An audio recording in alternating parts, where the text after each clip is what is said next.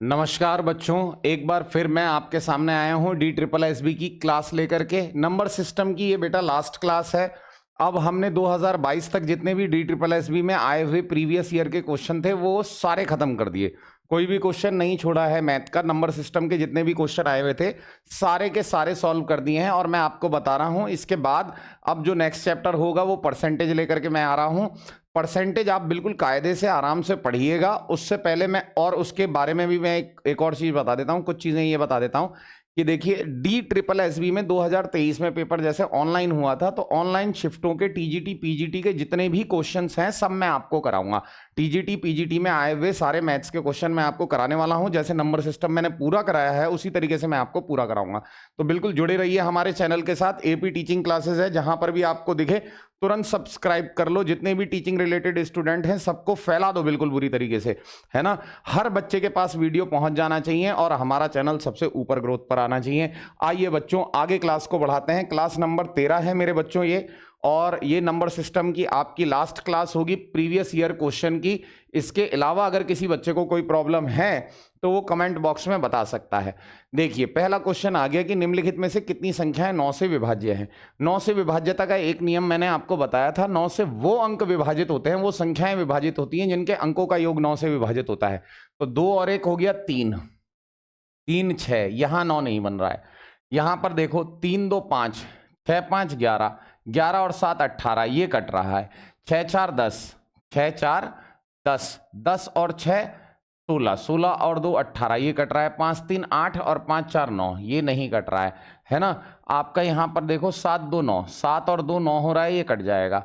4 3 7, 8 और 1 9, 3 और 1 4, 4 8 और 1 9, तो एक ये कट रहा है। 1 2 3 4, 4 नंबर जो हैं वो आपके 9 से पूरी तरीके से विभाजित हो जा रहे हैं। किसी बच्चे के नहीं समझ में आ रहा है तो मैं बता रहा हूँ, जैसे 6 4 6 2 है ना, तो आप इनको जोड़ लो। 6 4 10, देखो 6 और 4 10, 10 और 6 16, 16 और 2 मिला करके हो रहा है 18, 18 9 से कट जाता है, यानी पूरा नंबर 9 से कट जाता है, यानी 9 से भाग देने की आवश्यकता नहीं है, ऐसे ही काउंट कर लेंगे। अगला क्वेश्चन देखते हैं। कहता है दो संख्याओं का योग 15 है, उनका अंतर 3 है ना। तो वे संख्याएं कौन कौन सी हो सकती हैं। अगर ऐसी बेवकूफ़ी वो कर देता है, प्राइमरी शिक्षक वाले पेपर में ऐसी बेवकूफ़ी करता है, और ऐसी बेवकूफ़ी को आपको पकड़ लेना है क्योंकि ऑप्शन तो दे रखे हैं। दो संख्याओं का योग 15 है, नहीं है। 6 और 3, 9 और 6 15, योग 15 है, और कह रहा है उनका अंतर 3 है। हाँ जी हाँ है, यही आंसर हो जाएगा। 10 और 5 15 है, लेकिन अंतर 3 का नहीं है। 9 और 12 तो कतई नहीं हो सकता, तो 9 और 6 ही आपका सही आंसर माना जाएगा। प्रथम 60 प्राकृतिक संख्याओं का योगफल क्या है। 60 प्राकृतिक संख्याओं का, किसी भी प्राकृतिक संख्याओं का योगफल होता है nn + 1/2। 60 की बात कर रहा है तो 60 गुणा 61/2 हो जाएगा। 2 से काटेंगे 60 को, 30 हो जाएगा। 0 आ जाएगा, 3 एकम 3, 3 छंग 18, तो यानी 1830 जहां दिखाई दे रहा होगा वहां पर मार करके हम आगे बढ़ जाएंगे। आगे देखते हैं बेटा क्वेश्चन। कहता है एक पूर्ण वर्ग संख्या का इकाई अंक नहीं हो सकता। मैंने आपको पहले ही बताया था पिछले वाले लेक्चर में कि 2 3 7 8 कभी भी लास्ट में नहीं आता, तो 3 कभी भी लास्ट में नहीं आ सकता वर्ग करने पर। ये लोअर डिविजनल क्लर्क यानी LDC में आया हुआ क्वेश्चन है। LDC में आया हुआ क्वेश्चन है, लोअर डिविजनल क्लर्क में आया हुआ क्वेश्चन है आपका DSSB का। आगे देखिए, n एक पूर्णांक है, कौन सा एक सम पूर्णांक नहीं हो सकता। देखो यहां पर n एक पूर्णांक है, n का मान कुछ भी हो सकता है, 1 2 3 4, आप कुछ भी रख दो, 2 से गुणा करके सम संख्या प्राप्त होगी, उसमें 2 जोड़ोगे सम संख्या प्राप्त होगी। यहां पर n का मान आप रखोगे तो यहां पर n का मान कुछ भी रख सकते हो, पूर्णांक है, तो कह रहा है कि सम पूर्णांक नहीं हो सकता। यहां पर भी देखो, अगर मैं कोई नंबर रख दूं, जैसे 10 रख दूं तो 10 - 5 वो आ जाएगा, है ना, विषम आ जाएगा। लेकिन अगर मैं 11 - 5 रख दूं तो 6 आ जाएगा, यानी ये भी संपूर्णांक हो सकता है, ये भी संपूर्णांक हो सकता है। यहां पर देखो 5n + 2 है, n का कोई सा भी मान रख दो, 1 रख दो, 5 एकम 5, 2 रख दो, 5 दूनी 10, 10 2 12, इसमें भी प्राप्त हो जाएगा। लेकिन ये वाला जो ऑप्शन है ना, इसमें आप n का मान कुछ भी रख दो, आपको हमेशा विषम नंबर ही प्राप्त होगा। तो इनमें से कोई आंसर नहीं होगा, यही आपका आंसर होगा। ये कभी भी आपका क्या होगा, सम संख्या नहीं आएगा। अगर आप एक पूर्णांक की बात करेंगे तो हमेशा विषम संख्या ही आएगा। जैसे आपने 0 रख दिया तो ये 3 मिलेगा, है ना, विषम ही मिलेगा, सम नहीं मिलेगा। आपने 1 रख दिया तो आपका 2 एकम 2 और 3 5 मिलेगा। आपने 2 रख दिया, 2 दूनी 4, 4 3 7, हमेशा विषम संख्या ही मिलेगा, है ना, क्योंकि 2n हमेशा सम आएगा और किसी भी सम संख्या में विषम संख्या जोड़ने पर हमेशा मान विषम ही आता है, क्योंकि कभी भी सम पूर्णांक नहीं हो सकता है। जब n को 5 से विभाजित किया जाता है, समझा चुका हूं, n को 5 से विभाजित किया जाता है तो शेष 2 आता है।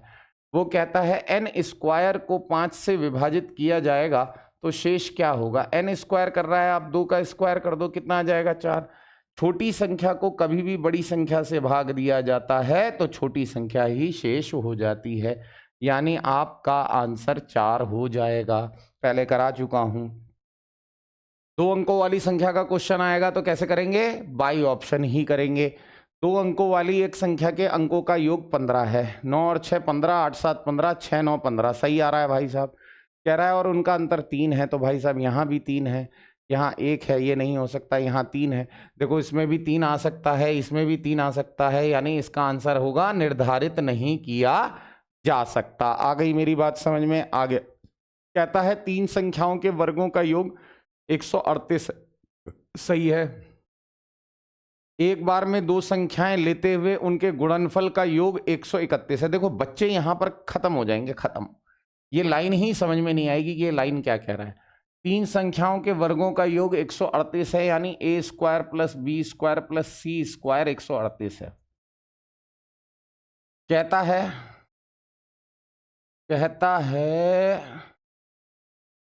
कि भैया, कहता है आपसे कि एक बार में 2 संख्याएं लेते हुए, जैसे A B, B C, C ए लेते हुए उनके गुणनफल का योगफल जो है वो 131 है। हाँ, उन संख्याओं का योग क्या होगा? तो आप सबने कहीं ना कहीं पढ़ा होगा a plus B plus C का होल स्क्वायर बराबर a square plus B square plus C square plus 2ab B C C A, ये पढ़ा होगा। नहीं पढ़ा होगा तो अभी पढ़ लीजिए और याद रखिएगा, है ना। आगे आ जाइए, कहता है a plus B plus C का मान बताइए, उनका योग बताइए। तो ये तो हमको बताना है, इसको हम छुपा करके रखेंगे। उसके बाद इस चीज़ का मान 138 हमें दे रहा है, प्लस 2 गुणा इस चीज़ का मान है 131, तो 2 1 जा 2, 2 3 जा 6 और 2 1 जा 2। अगर आप इसे जोड़ेंगे तो 8 2 10, 6 4 10 का 0, हाथ से लगा 1, ये 3 और 1 4 हो जाएगा।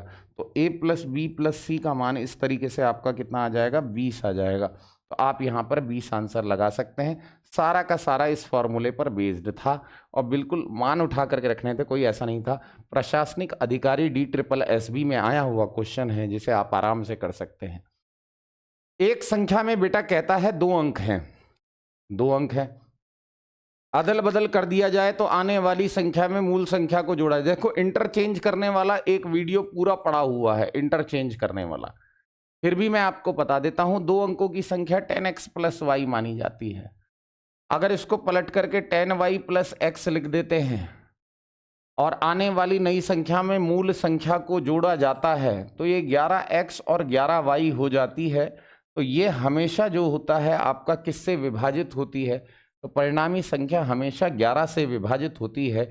इंटरचेंज करने वाला वीडियो पूरा देख लीजिएगा, कभी भी आपका इकाई और दहाई के अंक का सवाल गलत नहीं हो सकता। आइए देख लेते हैं। 10 अंकों वाली एक संख्या के इकाई का अंक दहाई के अंक से 2 अधिक है। इकाई का अंक दहाई के अंक से 2 अधिक है, इकाई का अंक दहाई के अंक से 2 अधिक है, इकाई का अंक दहाई के अंक से 2 अधिक है। हाँ जी हाँ है। तो कहता है उस संख्या के अंकों का गुणनफल 144 है। उस संख्या का उसके अंकों के योगफल के साथ गुणनफल, यानी 24 का 4 और 2 के योग 6 से गुणनफल 144 है। 6 चौक 24 और 6 दूनी 12 और 2 14, 144 बैठ रहा है। ये सही हो जाएगा, ये गलत हो जाएगा। आ गई मेरी बात समझ में। 2 अंकों वाली एक संख्या का इकाई का अंक दहाई के अंक से 2 अधिक है। इकाई का अंक दहाई के अंक से 2 अधिक एक इसमें था और एक इसमें था। फिर कह रहा था कि उस संख्या का उसके अंकों के योगफल, उस संख्या का, वो संख्या हुई 24, इसके अंक हुए 4 और 2, 4 और 2 का योग हुआ 6, 6 के साथ गुणनफल 144 है। तो ये 24 में बैठेगा, इसमें नहीं बैठेगा, यहाँ गड़बड़ हो जाएगी, 460 बैठ जाएगा। अंतर वो आंसर। तो आपका आंसर क्या हो जाएगा? 24 हो जाएगा। आगे देखते हैं। 2 अंकों की एक संख्या में इकाई के स्थान का अंक दहाई के अंक का 4 गुना है। इकाई के अंक का दहाई के अंक का 4 गुना है।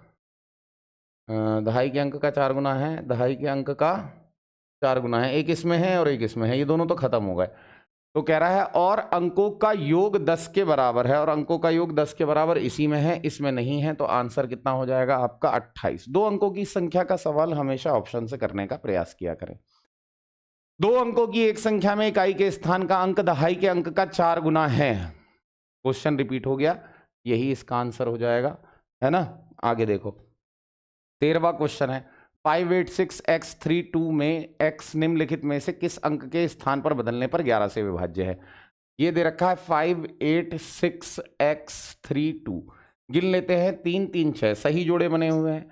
आगे देखते हैं, 5 में से 8 गया माइनस का 3, 6 में से x गया 6 माइनस एक्स, 3 में से 2 गया 3 माइनस 2, बराबर किसके रखना है? 0 के रखना है ना। प्लस 3 और ये कट गया, 6 में से 2 गया 4 बच गया, 4 माइनस एक्स बराबर 0। तो x की वैल्यू कितनी आ जाएगी बेटा? 4 आ जाएगी। तो कह रहा है कि आपका निम्नलिखित में से अंक के साथ बदलने पर x को आप 4 के साथ बदल दीजिए, आपका काम हो जाएगा। 14वें नंबर के क्वेश्चन पर आते हैं। निम्नलिखित में से उस सबसे छोटी संख्या को बताओ जो 12, 18 और 16 से विभाजित करने पर अंकों का योग बताना है। तो 12, 18 से विभाजित करने पर शेषफल देखो, 12 का, 18 का और 40 का एलसीएम निकाल लो। एलसीएम जो आएगा इनका आ जाएगा 360, है ना। अब वो संख्या 360 से विभाज्य है, यानी 360 के तो गुणनफल में होगी 360 के, लेकिन उसको शेषफल कितना देना है? उसको शेषफल देना है हर बार 9। तो वो संख्या क्या होगी? तो देखो, 1 रखो, 360 गुणा 1 प्लस 9, तो ये आ गया 369। क्या ये 23 से विभाजित होगा? 23 से विभाजित होगा तो 23 से हम इसे काट करके देखेंगे। 23 एकम 23, और आपका कितना बच जाएगा? आपका 7 6 13, 7 और 6 13 बच जाएगा, 13 बच जाएगा। तो 13, जैसे मैं इसे 23 से काट करके देखूं 369 को, तो 23 एकम 23 आ जाएगा, 3 आ जाएगा, 1 आ जाएगा, 9 आ जाएगा। 3 3 9, 3 दूनी 6। नहीं भाई साहब, ये आपका 23 से नहीं कटेगा। अच्छा, आपने 2 रखा, तो मैं आपको जल्दी बता देता हूँ। जैसे 2 रखोगे प्लस 9 रखोगे तो 729 आएगा। 729 भी 23 से आपका नहीं कटेगा। 3 रखोगे और 9 जोड़ोगे तो 36 तियाँ 108, तो ये आ जाएगा 1089। ये भी 23 से नहीं कटेगा। 360 की गुणा 4 से करोगे, प्लस 9 करोगे, है ना, तो ये आएगा 1449, है ना। तो ये आपका जो हो जाएगा, ये पूरा का पूरा कट जाएगा। अभी बाद में बात करता हूँ, ऑनलाइन क्लास ले रहा हूँ। तो 1449 आ जाएगा, ये आपका कट जाएगा, है ना, ये आपका कट जाएगा। 23 का एक कॉन्सेप्ट बताता हूँ कि 23 से कौन से नंबर कटते हैं। देखो, यहां तक तो आपको ध्यान है, लेकिन अगर आपको काट करके देखना है तो मैं बता देता हूं। आपका आंसर ये हो जाएगा 1449। 1 और 4, 4 और 1 5, 5 4 9, 9 और 9 कितना हो जाएगा मिला करके 18। तो आपका आंसर 18 आ जाएगा। अब बच्चे ये सोच रहे हैं कि 23 से कैसे कट जाता है सर। 23 से काटने का कॉन्सेप्ट मैं आपको बता देता हूँ। देखो, 23 से कौन सा नंबर कटता है मेरे बच्चों? जैसे आपने ये कहा था 1449, ये 23 से कटता है कि नहीं कटता है? तो 9 का आप 7 गुना कर दो, 7 नम कितना हो जाएगा? 63, उसे 144 में जोड़ दो, तो 4 3 7 हो गया, 6 4 10 हो गया, हाथ से लगा 1, 207 हो गया। 7 का 7 गुना कर दो, 7 सत्ते कितना हो जाएगा? 49। 49 को आप इसमें जोड़ दो, तो जब आप 20 में 49 जोड़ोगे तो आपका 69 आ जाएगा। 69 जो होता है 23 से 3 बार कट जाता है, यानी 23 का यही कॉन्सेप्ट होता है। 69 जो है वो 23 से काटोगे तो ये पूरा पूरा 3 बार में कट जाएगा। तो यही काटने का कॉन्सेप्ट होता है। इस तरीके से आप चेक कर सकते हो आराम से, बेटा घबराने की जरूरत नहीं है। अगला क्वेश्चन देखो, 7 अंकों की संख्या है 8। 7 अंकों की संख्या है आपकी, क्या है संख्या आपकी? 8, 7 7 2 x 4 4। ये कहता है x का मान ज्ञात कीजिए, निम्नलिखित में से क्या होगा जिसके बदलने पर पूरी संख्या 44 से विभाजित हो जाए। जो संख्या 44 से विभाजित होगी वो 4 गुणा 11 से भी विभाजित होगी। 4 से विभाजित होने के लिए लास्ट के 2 अंक कटते हैं, 11 से काटने के लिए नंबरों को गिनते हैं, 1 2 3 4 5 6 7, तो 1 0 बढ़ा लीजिए, 1 0 यहीं पर बढ़ा लीजिए। तो 0 में से 8 गया माइनस का 8, 7 से 7 गया 0, 2 में से x गया 2 माइनस एक्स, 4 में से 4 गया 0, है ना। तो आपका क्या हो गया, यहाँ बच गया माइनस का 6 माइनस का x बराबर 0। तो x की वैल्यू जो आ जाएगी माइनस का 6 आ जाएगी। जब 6 वैल्यू आए माइनस में आए तो 11 जोड़ देते हैं, तो 5 जो हो जाएगा वो आपका सही आंसर माना जाएगा। आ जाइए देखते हैं 15वां क्वेश्चन।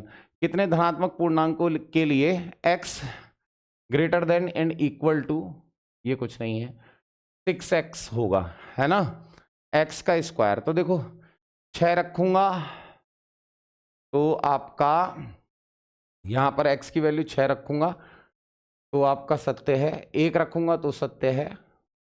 जैसे मैंने 1 रखा, 1 का स्क्वायर रखा तो 6 गुणा 1, तो ये 6 आएगा ना, तो ये इससे बड़ा आएगा, बड़े होने वाली कंडीशन आ जाएगी। 2 रखूंगा तो 2 का स्क्वायर 6 गुणा 2, 6 दूनी 12, ये भी बड़ा आएगा। 3 का स्क्वायर 9, 6 तियां 18, सही है, ये भी बड़ा आ रहा है। 4 का स्क्वायर रखूंगा तो 6 चौक 24, 16 से बड़ा आ रहा है।